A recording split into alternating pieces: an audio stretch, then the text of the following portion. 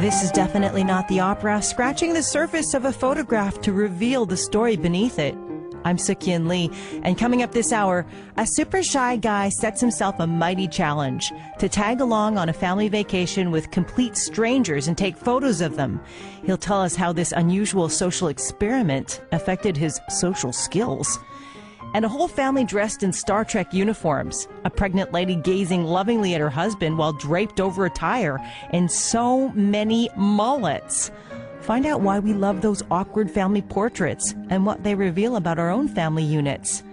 And how the King of Tonga led one man on an epic mission to meet the King of Spain. Jordi Llorens is a travel photographer living in Barcelona, Spain, and 7 years ago, he took a working trip to Tonga in the South Pacific, hoping to sweet-talk his way into an invitation to the King of Tonga's birthday celebration. Not only did Jordi get an invite, he got a conversation with the king and an unexpected assignment that started with this question. He said, do you know the King of Spain? And he said, well, of course, I know him, but from television, from newspapers. And then he said, if you don't mind, I'm going to write a letter, but please, I would be very happy if you can give it to him by hand to hand. And I was just smiling a little bit, and I said, well, I'll try to do my best. And he just gave me that letter.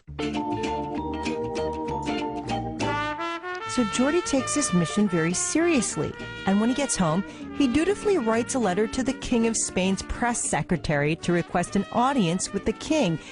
And surprise, surprise, the answer is... The king is very busy, so if you don't mind, just send a letter, okay?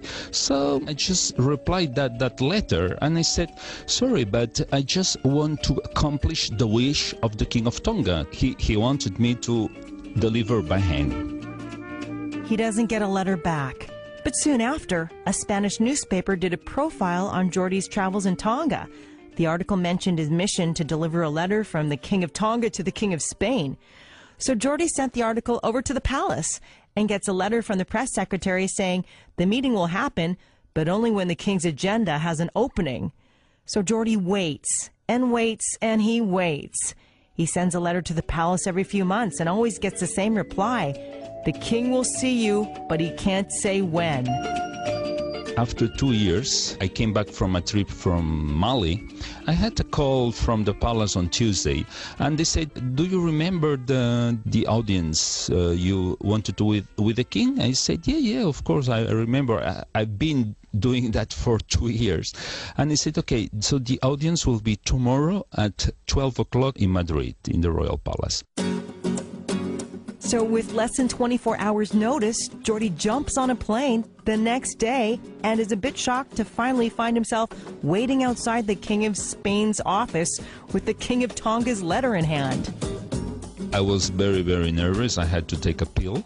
You remember the noise of the clock, you know, there's a tick-tock, tick-tock, tick-tock. I remember. And I was, oh my God, I was standing up, sitting down, standing up, sitting down, and so on. And at 12, the secretary said me, okay, the king is ready. It was funny because because the secretary said, okay, I'm going to introduce you, Jordi Llorens, and the king, oh, hello, Jordi, hello. He's very friendly. And the secretary said, I'm going to introduce the King of Spain. And I said, yeah, I know him already. Mission accomplished. Against the odds, Jordi delivered that letter. And at the end of his 40-minute conversation with King Juan Carlos, he shook his hand and posed for a very memorable souvenir.